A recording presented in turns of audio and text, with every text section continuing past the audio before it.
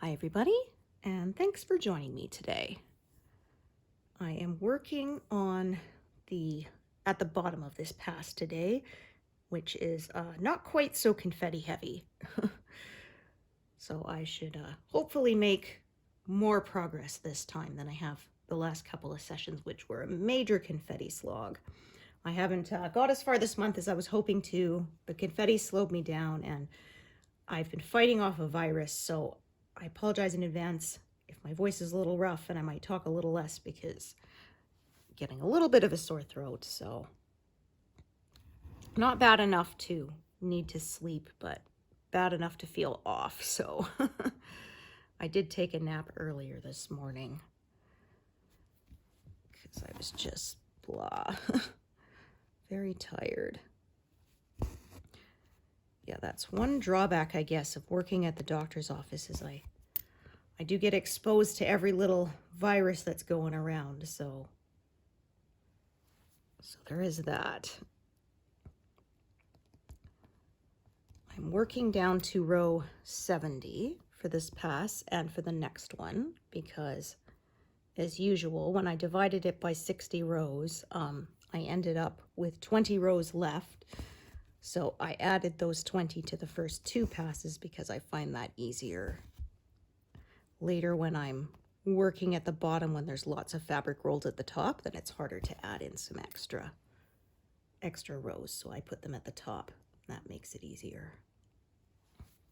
So as you can see, not as many colors here, not like before where there was just a, pardon me, a whole whack ton of threads parked there. It was slow going, but the pine needles do look good, I have to say, on that branch. So as usual, I'm happy I did it, even if at the whole time I was doing it, I was thinking, oh, this is such a slog. Alrighty. It is lovely right now, the weather, but unfortunately I've been feeling kind of off and don't really feel like going for a walk.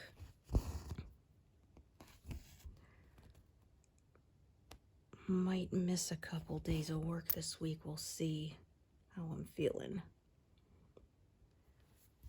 Oh well, such is life. Okay, so I'm going to, let's see. Yeah, this strand I'm going to carry over here. I'll start a new strand for up there later on. Alrighty, or I might, we'll see what I decide. I might get to 200 stitches this session, we'll see. Like I said, it's not as many color changes, so it hasn't been as difficult. Right, I'm just gonna take a look at this strand that I have parked here. Okay. See what I want to do. So I may go slightly out of order here. So what I'm probably gonna do is do these. So there will be a little bit of a gap, but as I say, not closed in on all four sides, which is what I try to avoid the most.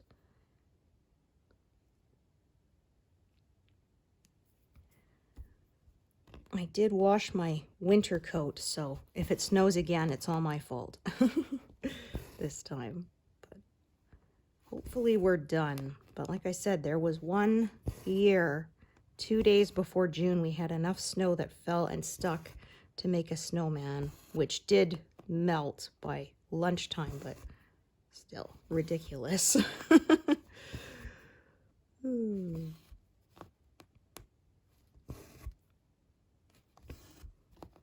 Haven't seen the bunnies around my yard as much. We actually tend to see them more in the winter, I find, than in the summer.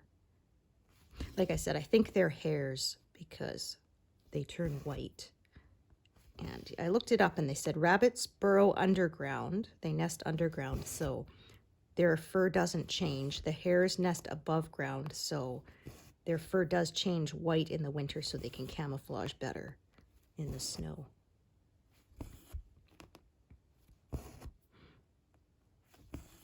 And they have really big back paws, so that's why I think they're snowshoe hares.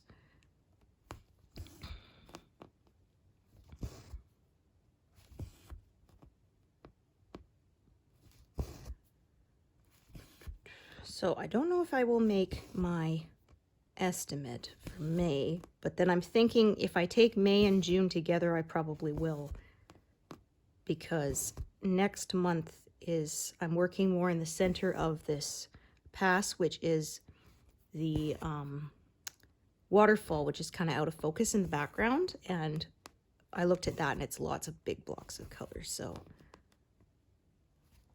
the time I sort of lose in May, I will probably make up in June. As I say, I don't set deadline. It'll be done when it's done. I thought for a while I would finish end of 2025 for my peacocks. I did not, but then I thought I would take until May, and I finished it in mid-April. So you never know. All I can do is give a best estimate, but yeah, it depends what else is going on in my life, and of course also whether it's a high confetti area or not, because 10,000 stitches of high confetti take a lot longer to stitch than 10,000 stitches of just a few colors.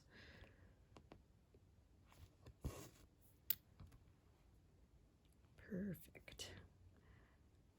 Switch back to that one. So I can see, kind of looking ahead, I think there's kind of like a leaf here and then the colors around it. So I'm probably going to work up to the leaf, maybe part of that leaf that kind of pokes out, and do all the stuff between the left edge and there.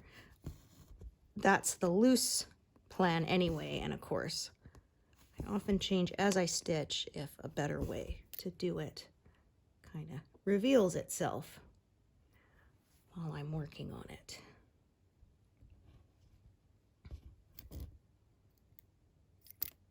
Oh, I thought this one was threaded, but it wasn't. I guess I haven't stitched with it for a while, so that is why.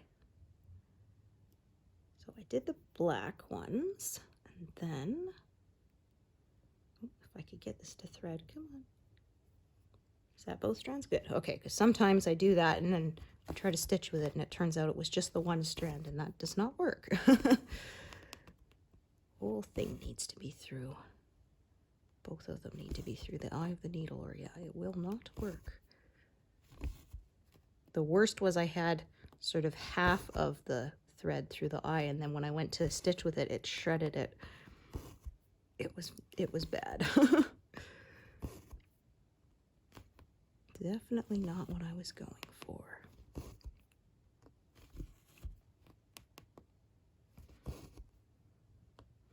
So Canada just had a census this month that I had to fill out. My son was asking, do I have to fill it out too? I said, no, it's one per household, and you still live here, so I'll do it. It's every 5 years, I think, or so.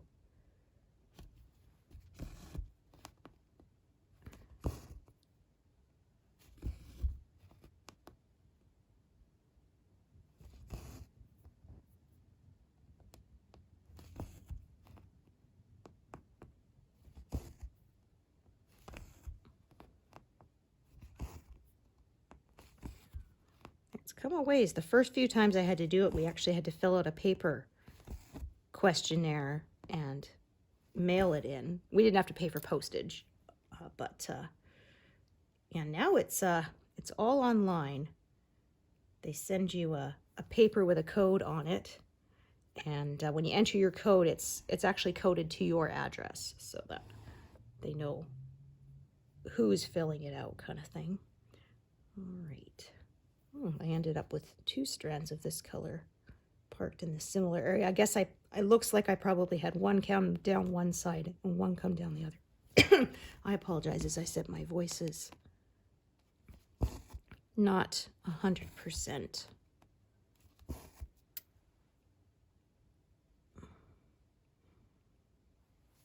It hasn't been bad. I haven't been nauseated or dizzy, which is the worst.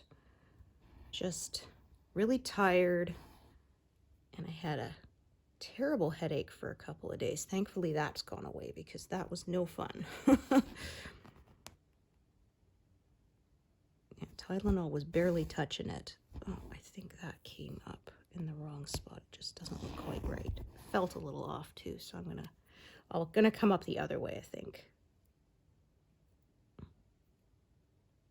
No, that's one strand and not both. Okay,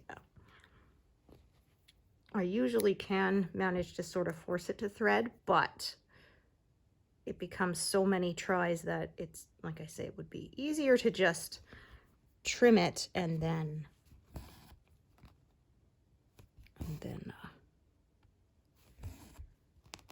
thread it through first try. It's much easier. So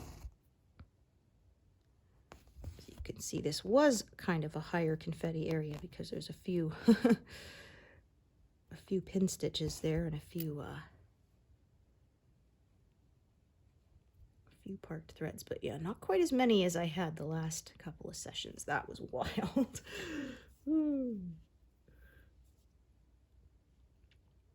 So I was hoping to reach, say, around 13,000. Not quite halfway through this month, but I'm thinking that may not happen. I think maybe 10,000 is going to be more of a reasonable goal or estimate. We will see. Yeah, sort of the first 4,000 stitches went pretty quick. They weren't very detailed, but then I hit that branch and it was very detailed. Not just the pine needles part, but the actual branch itself. There's a kind of a shinier where the light's shining off it. And yeah, I didn't expect that to be so confetti heavy, but it sure was.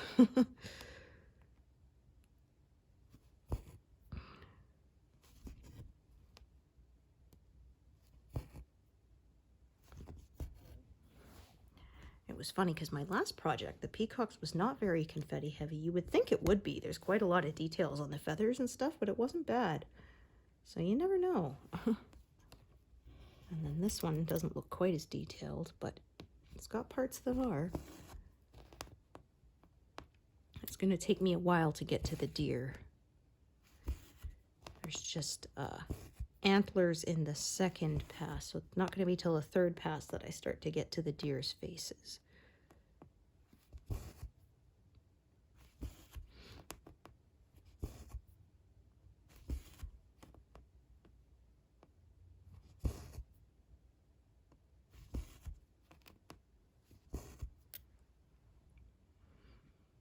Okey-doke. So I'm just kind of staying leftmost and working my way out. Sometimes I can sort of work up and down the diagonal-ish kind of shape there. It just depends. I have, like I say, a few people will ask me, why did you go this way or that way? And a lot of times it's just I had to pick a something to stitch next, and I just happened to pick that one. I don't want to spend too much time sort of trying to decide what is the best, and just I'd rather be stitching.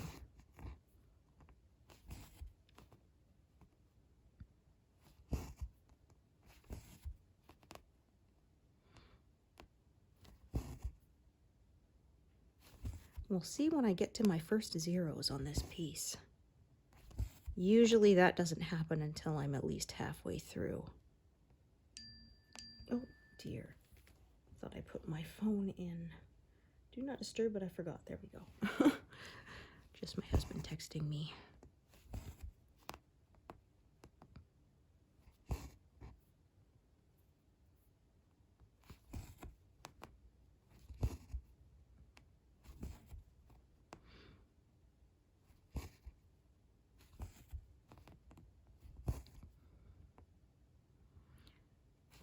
Said, I know I'm not doing good if I'm actually able to take a nap during the day, because that's pretty much the only time I can do it is when I'm ill.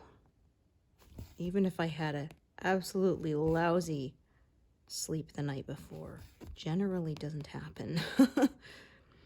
I find I try not to, because if I do, then it just messes up the next night's sleep, and so I'll often just kind of tough it out, hoping that at least the next night I'll start to sleep better. Doesn't always work, but that is what I hope for. I'm so envious of my husband. He can just nap for 10, 20 minutes whenever there's a chance. Like, he'll say, oh, I'm going to go take a nap. And I'll be like, dinner's going to be ready in half an hour. He's like, oh yeah, that's fine. Just get me. And yeah, he can just cat nap. I can't do that. They do say that's kind of the ideal is if you do need to take a power nap, about 45 minutes max. But some of us have the ability to sort of just sleep that long. But some of us, once we're asleep, we stay asleep, and then you could throw off your whole day. So, yeah. And you don't really want to set like an alarm either when you're taking a nap, right? So it's kind of hard to time it. I have had that happen a couple of times on its own, and it was like perfect. And when I woke up, I looked at the clock and it was like almost exactly 45 minutes later, and I did feel so refreshed. But yeah, it's not really something I have much control over usually. Be lovely if I did, but I don't know if it's because my husband used to be in the military, so he said you definitely had to learn how to grab 15-20 minutes of sleep whenever you had the chance.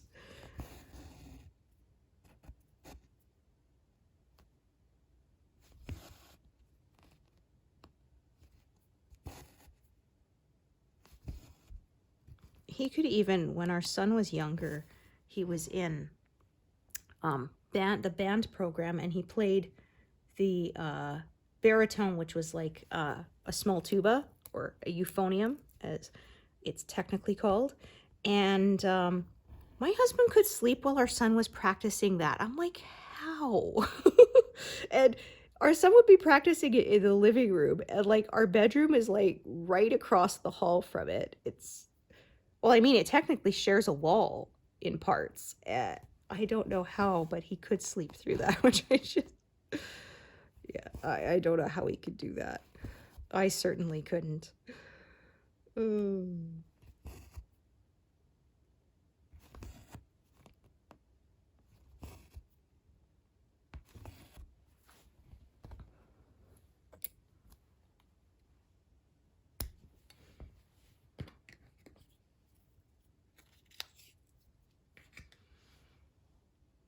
Sometimes I end up with, like I say, multiple threads of the same color in the same area, and I end up not needing all of them, but that's fine. I just tie one off and save those pieces for confetti stitches later.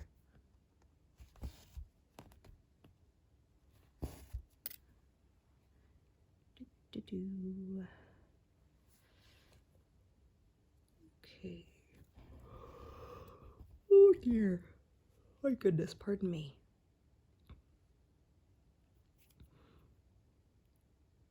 I don't think I'll take another nap today, but I will take it easy. I think we're just gonna eat some spring rolls for dinner I have in the freezer.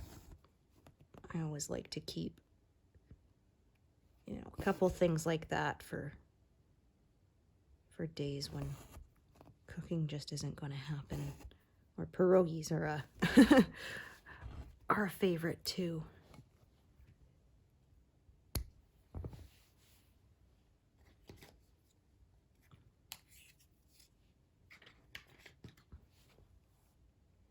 I actually read a book when I was in elementary school about the history of preserving food, and a guy figured out about freezing because he saw he was up in the Arctic and saw the Inuit.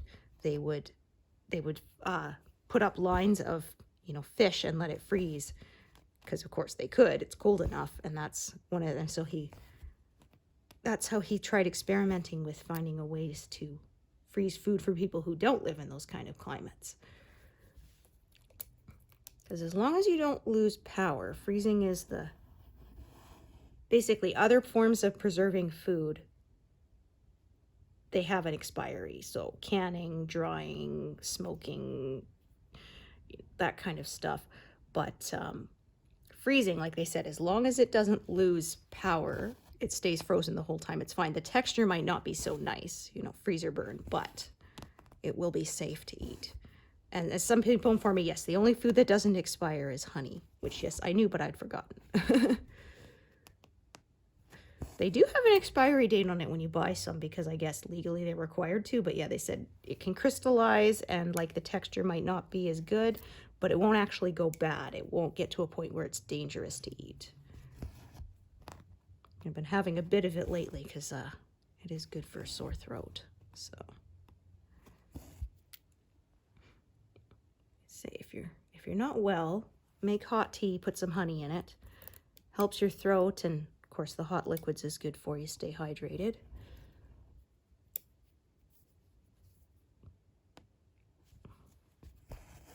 When I was a kid, we drank lots of herbal tea growing up, and it was funny because my grandfather, my dad's dad, is British, well, was British, and so he was very, I don't know, shall we say a little snobbish about tea. He said herbal tea is not real tea. He said twigs and petals. I'm like, okay, but your tea is also leaves. So how is it that different, right? Like proper English tea is still leaves. It's still plants. It's hot plant water. But yeah, it was an ongoing sort of little ribbing thing between us. Oh, you want tea? No, I want real tea, not your twigs and petals.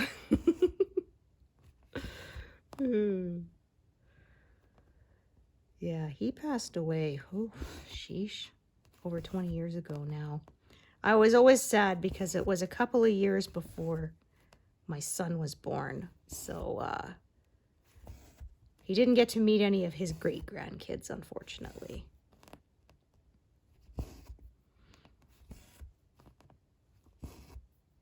They used to take us camping every summer. We called it camping, but technically it was in an RV, not in a tent. But, they did the snowbird thing for many years. So they traveled 6 months out of the year where it was warmer, and then came back up here during the summer to see us. They did that for a long time. They had a great big diesel truck and a fifth wheel. And so we always knew when they were coming to visit us because you could hear that old truck from down the street. It was quite loud. Oh, that end. We do not want it here. There we go. I've learned the hard way to make those go to the back as soon as they pop up because otherwise sometimes if they get kind of pulled along with your working strand and they go through a couple of holes, then trying to get them to go back to the back of the work can be really tricky. I said I hate how one pull will bring it to the front, but like several of them won't go back the other way. That's why I have that snag tool, because trying to do it with just a piece of thread, it was very frustrating. It would not go back. Not when you want it to, of course. Isn't that always the way? Oh my gosh. Like there was one time my husband's brother, he had bought this old truck for parts and the front axle was broken, so the wheels didn't travel together. So they were trying to get it up on this flatbed so he could haul it back. And my husband was helping him, and it was the biggest pain because they would move it a couple inches. You had to go to the other tire and sort of turn it in, and they were, slowly, every time they pushed it a little bit, it had to be readjusted so that it would go straight up on the flatbed. And anyway, he said, so after they got it and they were taking it off the truck, and they sort of just let it roll off because they said, well, it'll stop rolling really fast because the wheels will separate and it will. And of course, then when they wanted that to happen, it didn't, and it rolled quite a far. They were, oh no, worried it was going to crash into like one of the outbuildings, a barn or something. And thankfully it didn't, but it was like, are you kidding me? Since we spent like an hour getting this thing on the flatbed because the wheels would not work together. But when you actually wanted that to work for you, then of course it didn't, right? Oh my gosh. Isn't that always the way?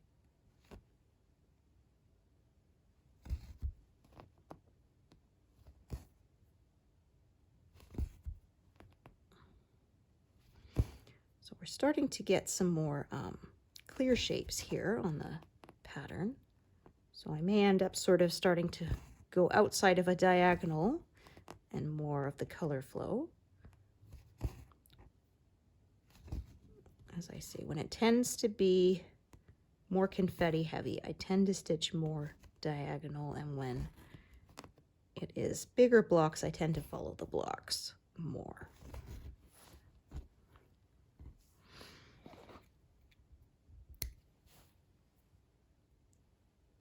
There we are.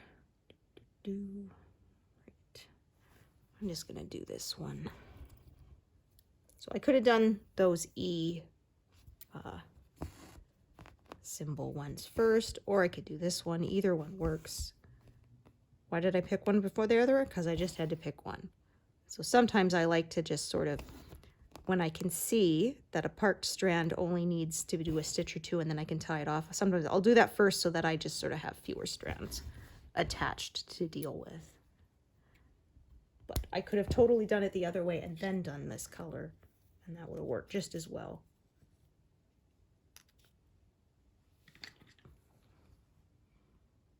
I don't want to spend all my time quibbling about which one to pick first, so I just picked one.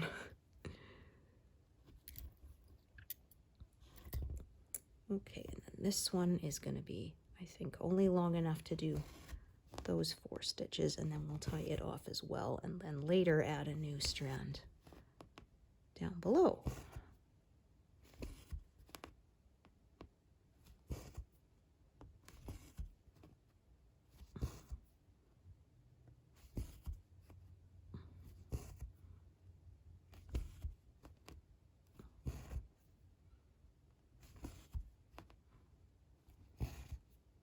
Oh, actually, I think I could still actually do a few more stitches with this strand, so I will.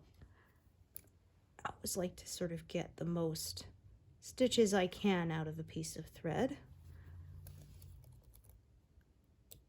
I'm a thread miser, and yeah, the price of it is starting to go up. That is for sure.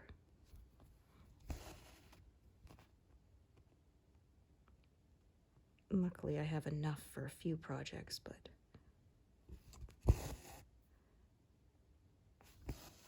but then I bought some more patterns, so now I need to buy more thread for them, so. Always the way, right? As I say, collecting patterns and craft supplies and things and actually using them are separate hobbies.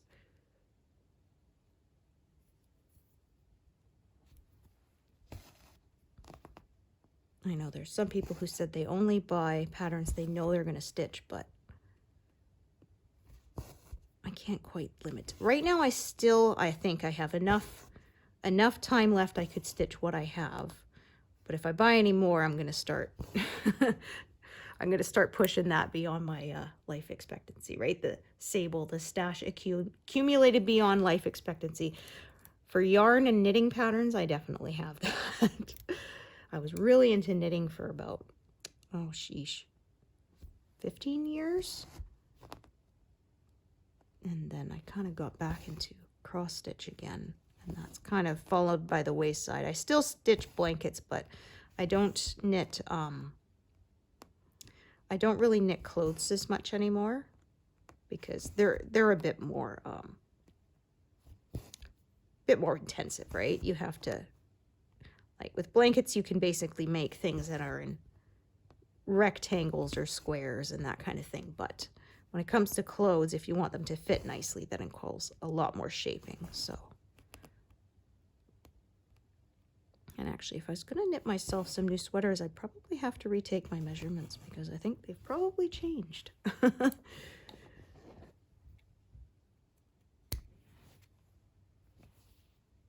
Since the last time I knitted a sweater, which was quite a while ago. I like to knit things mostly in one piece because I don't like sewing them together. And yeah, I really highly recommend, Barbara G. Walker had a book, Knitting from the Top Down, which I absolutely loved because she showed different ways to do it. Because a lot of top-down knitting patterns are raglan sleeves, with which is the sort of 45-degree angle like the baseball shirt style, where that's how the sleeves connect to the body. And a lot of people don't like that style. You know, it's not always necessarily the most flattering line, and so a lot of people like the set-in sleeves, but sewing in set-in sleeves is a pain because like you're not sewing it row by row, you're kind of like they call it easing the cap of the sleeve in, because it's kind of fewer rows than are in the armhole, and to get it to, it's a bit of a pain. So she actually developed a way that you could knit it with set-in sleeves in one piece from the top down, which was just so awesome. So it took me a while, but once I figured that out, I knit a lot of sweaters that way. And it looks like the sleeves are sewn in, but it's not. It's actually all one piece. And you knit to a certain part where then you split off and you put the sleeves on the scrap yarn and you continue knitting the whole body, and then later you pick up the sleeve stitches again off the scrap yarn, and then you knit the sleeves from the top down, which is also nice because you can get them exactly the right length depending on how long you want them. Because I've done some that ended sort of at the elbow with a little sort of extra lacy kind of cuff on them, or a kind of a frill almost. And I've done some that were down right to the wrist. You know, some people like 3/4 length. So it's really nice because you can try it on as you go and get it to precisely what you want. Oops, I meant to be parking that there instead. I didn't realize I was on the wrong mode there. That's okay. Got it fixed. Okay, I'm going to come up and sort of do this corner. So I'm looking ahead. As you can see, like I said, it kind of slants out this way. So I might sort of start doing this area and the slope there, and then sort of filling it in as I go. Just kind of looking ahead. Actually, no. What I think I'm going to do is, instead of having that many live needles, I'm going to come back and sort of start filling this in. So I'm going to probably cut it off around there, and then I will come up later and do some more. So like I say, I design, or I have a plan, and then sometimes I will change my mind while I'm stitching. I will change the plan because I will decide a different way of doing it might actually work better for me.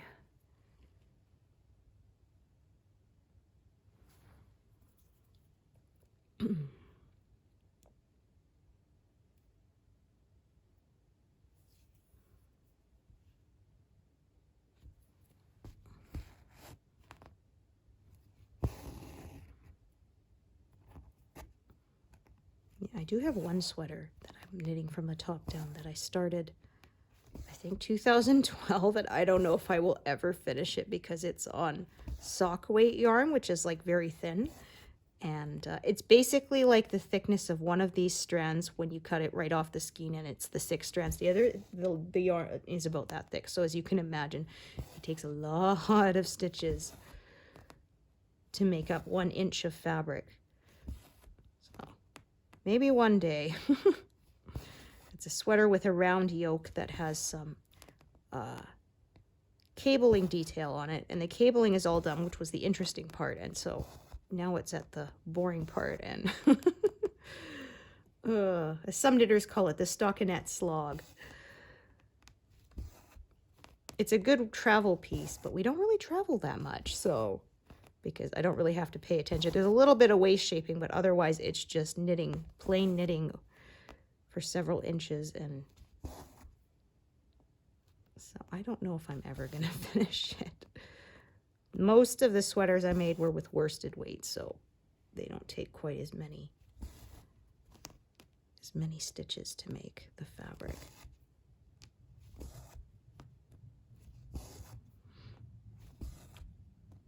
My grandma was so fast at knitting. She would do colorwork sweaters, and if she did nothing else, she could finish one in a day, which was just amazing. It was thicker yarn, but still.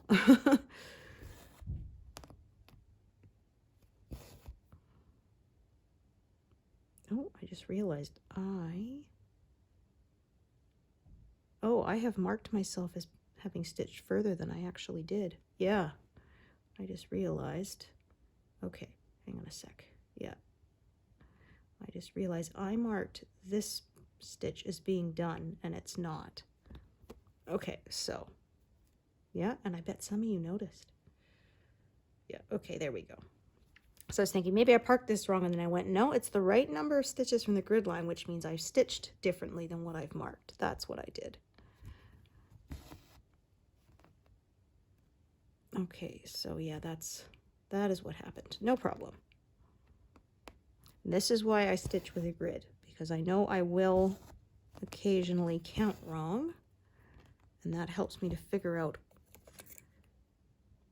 where exactly that incorrect counting was.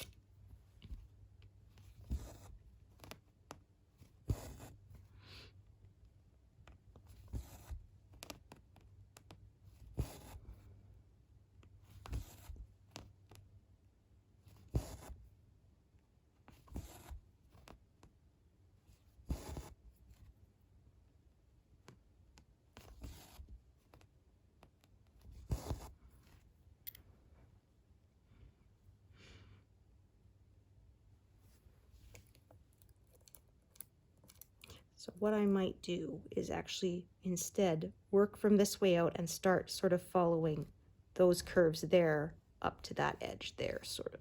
And then I'll fill in what's above it, rather than sort of filling in this sticky out part and then what's in. I might just start working towards it that way. So either way would work. I have done it both ways, and I realized I'm just going to do it sort of from the left side out rather than from the right side in. But either one would work.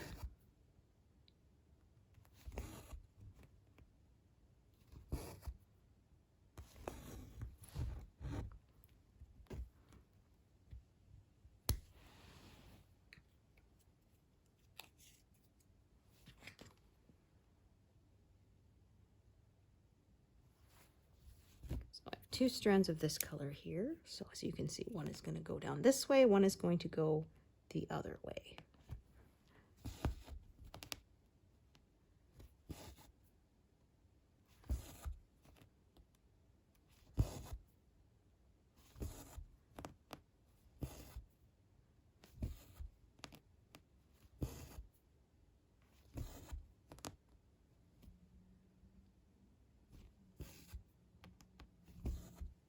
And we're past 100.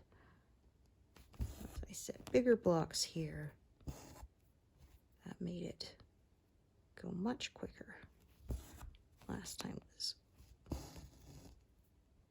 think, one of the confetti heaviest I've ever stitched on camera.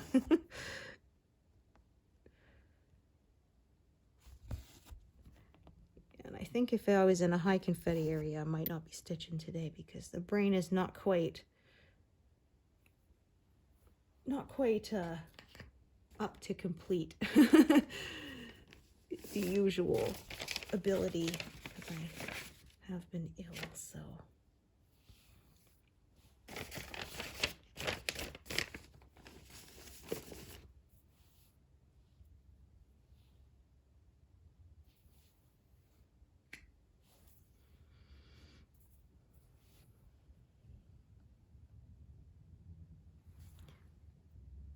Started this month at 4,600 stitches, and like I said, I was hoping to get to around 13,000, which would have been over 8,000, but I don't know if that's going to be doable. I'd be looking at just under 7 for the rest of this month, so I think that's probably not going to happen. If it does, I'd love to be wrong. That'd be great, but I don't think I am.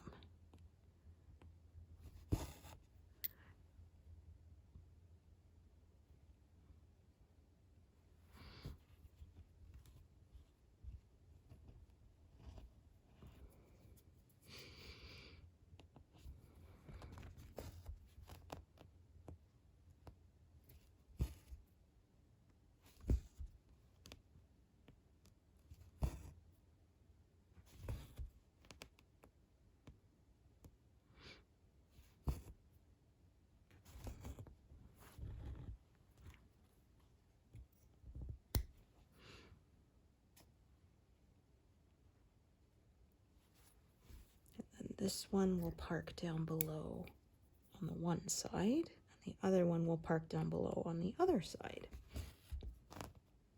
since it does branch off.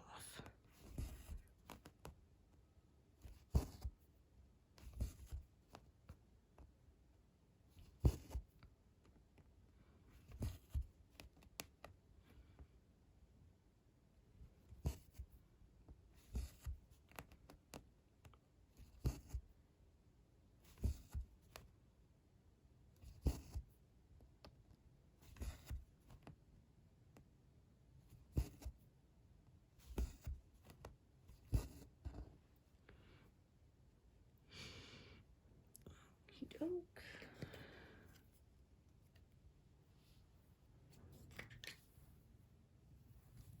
Oh dear. This piece of thread wanted to knot up. Oh darn. And it did. Oh.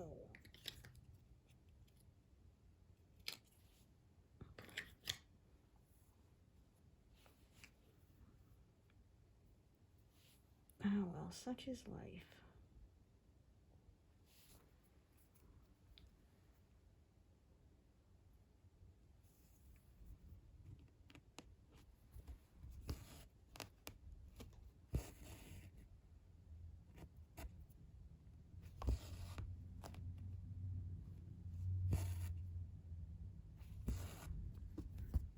Oh yeah, so I was complaining earlier, like last month, about time change. It looks like Alberta is finally ending it.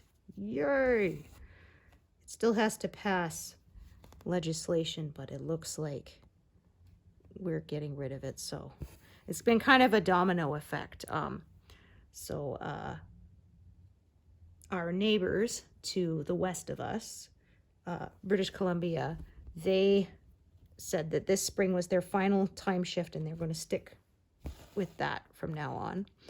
Saskatchewan has been doing just standard time for quite a while. In fact, I said to my husband, if we ever move again, maybe we should move there where there's no time shifting, because I hate it so much. So now we will be the same time as Saskatchewan. And so we'll be on permanent daylight saving time. And I often said, I don't care whether it's permanent standard time or permanent daylight saving time. I really don't care. Just pick one and let's quit messing with it. And so thankfully, that looks like is finally happening. And because it's been over 50 years since it was introduced. And that means they said the Northwest Territories are going to stop doing it too, because they're north of us. And so to be more consistent, right? It's better if it's the same time zone. And so we'll see if others follow suit. But yeah, it's sort of a domino. Now that one province has done it, others are starting to do it too. And I'm so glad, because yeah, they shown it was done.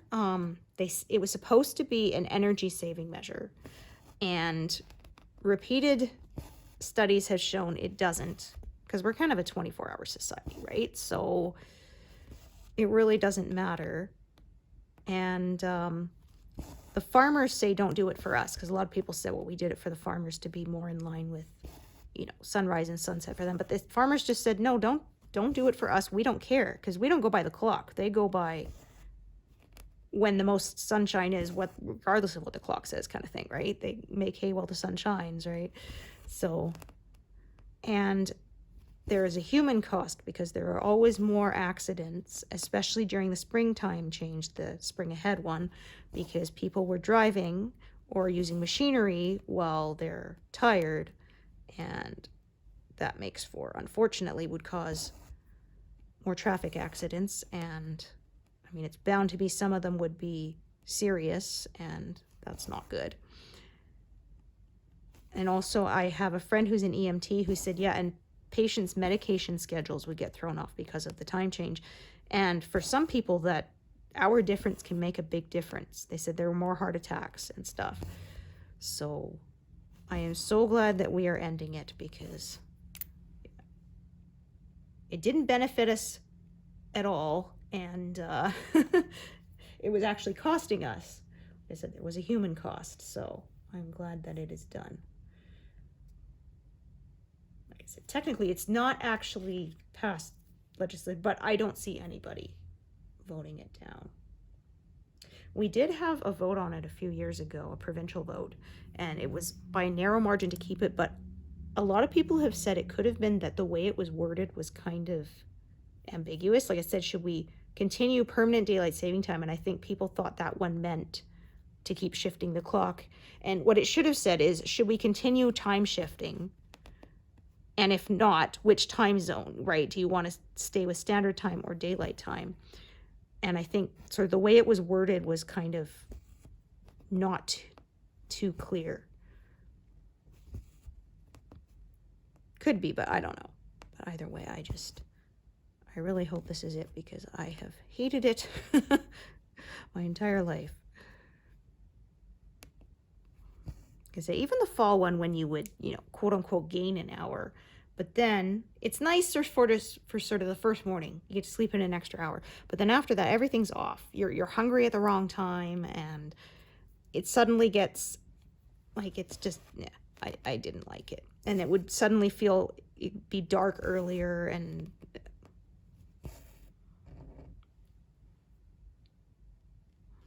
I was not a fan. So if you've been following me a while, you've heard me complain a fair bit. It was a huge pet peeve of mine, so I'm so glad to say hopefully that is finally done with.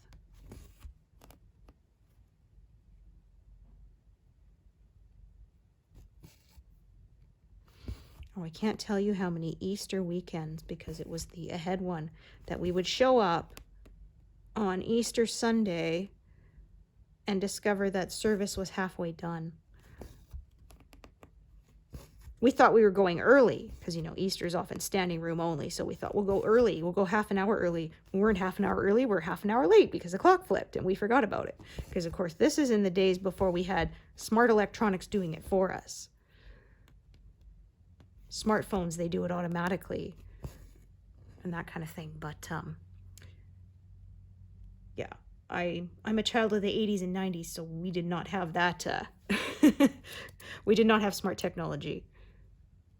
You had to manually change it yourself. It was funny, too, because for a long time I couldn't figure out how to change the clock in my vehicle. So I would just leave it. My husband would be like, why didn't you change the clock? I'm like, because I don't know how. And I figured a few months it'll go back anyway. It was one of those, every time I drove, I was like, oh, right, I have to figure out how to change the clock. And then I'd get to where I'd go and turn the car off and completely forget about it again.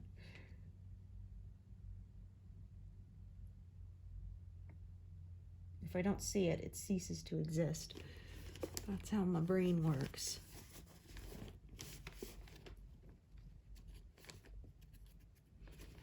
Like I said, I had to change, I had opaque, crisper drawers in my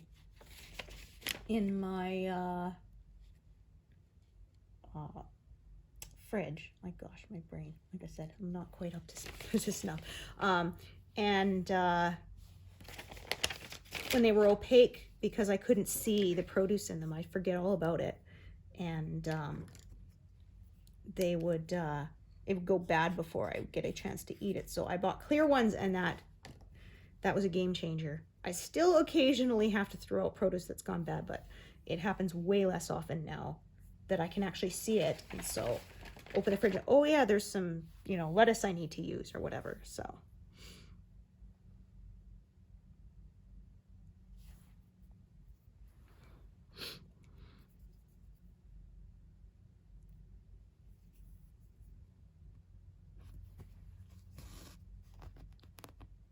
that was one of my friends as a joke. They scratched out crisper drawer or whatever with a Sharpie and wrote plant hospice, vegetable hospice or something like that, because yeah, I buy produce and then put it in there until it dies and throw it out and then repeat.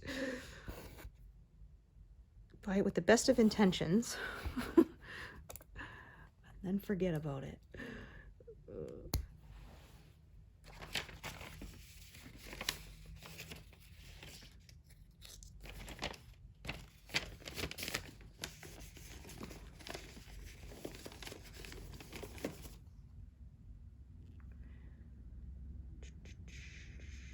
Alrighty.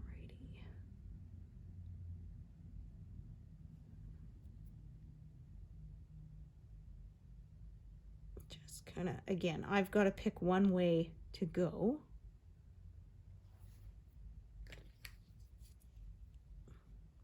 So I said I was going to work from the left side out, but now I'm kind of like, I don't know. Maybe I will sort of do both. Sometimes I do. So I'll do some here and some down towards it till they meet in the middle.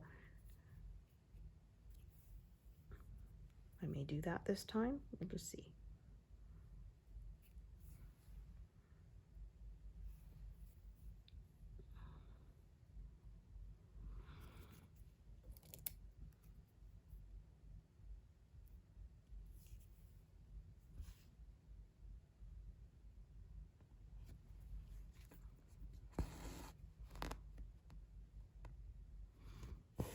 I don't think I'll stitch to 200 today because, yeah, I'm starting to feel a bit fatigued. Like I said, I'm not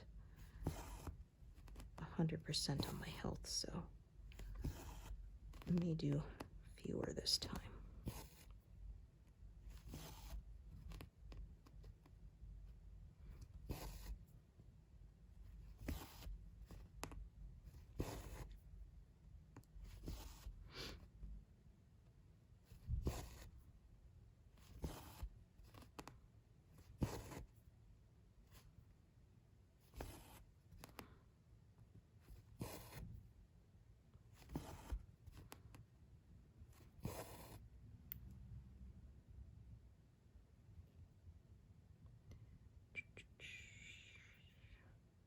So yeah, just looking at it, I actually think I will just kind of go out as I originally thought I would do. Well, I'm going to take a look, see how long this piece is.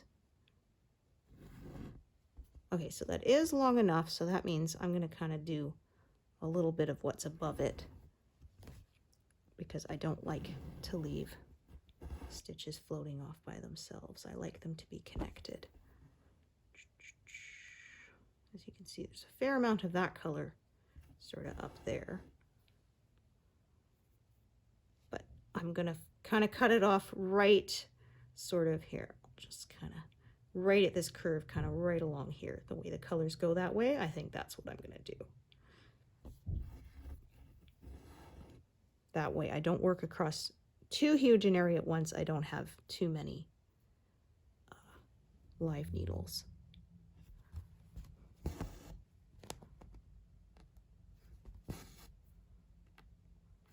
I'm just going to carry this one downward here.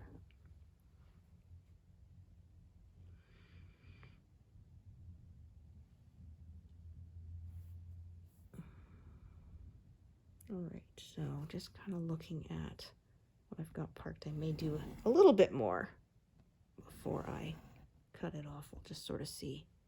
All right, so that means I'm going to do that one right there in the corner first.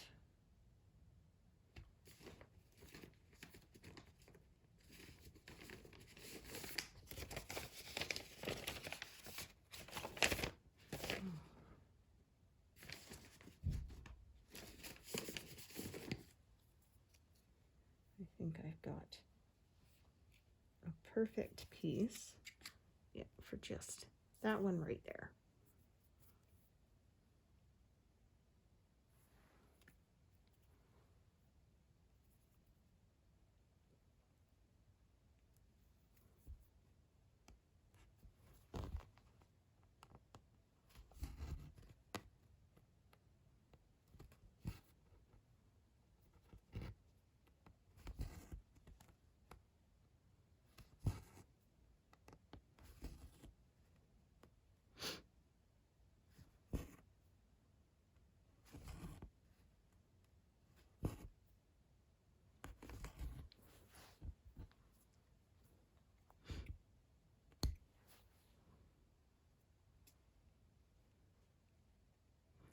So I'm going to kind of do these.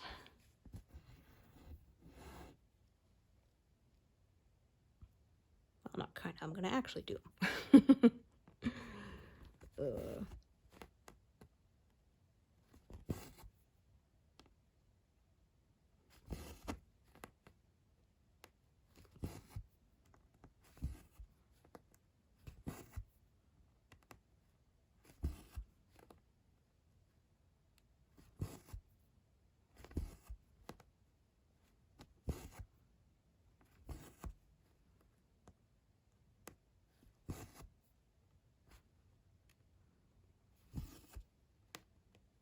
So if this was short and only good enough to sort of do a couple more stitches, I would probably park it over to the right, but as it is longer, I'm going to park it down here to the left and carry on with it, and I'll add a new one up there later.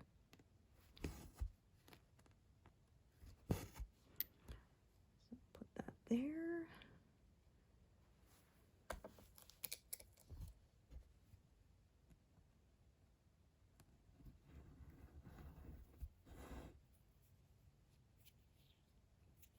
And this one, either one would work to go this way or that way. Since I'm going to be stitching this part first and that part later, I'm going to carry this one downwards to stitch that next part. So I don't have to sort of add another strand right away. But either one would work. They're, you know, it's about the same number of stitches, so it really doesn't make that much of a difference as to which way I carry this strand. So there is a method to my madness, as I say. Did that so I could do those three there. The rest of all of this, I'm going to just set it all aside, and I will get to it later. So sort of everything from here down will work. So I did say I was going to cut it off kind of, I'll just clear this for a second. So I did say I was going to cut it off here, but I might actually end up cutting it off on that side. It just sort of depends. I'll figure it out as I stitch more where I want to cut it off. Either way, it'll eventually all get stitched, right?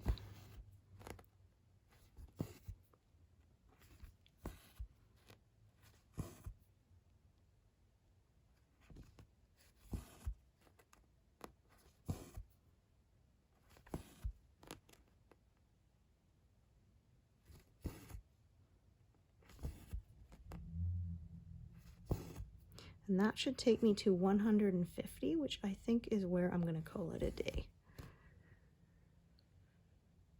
So it didn't quite get to 200, but I did better than, than those really high confetti ones. Oh, it should be up 5. Yeah, there we go. So there, that is where I'm going to leave it for today. So thank you so much for joining me today, and hope to see you here next time. Thanks, everyone. Bye.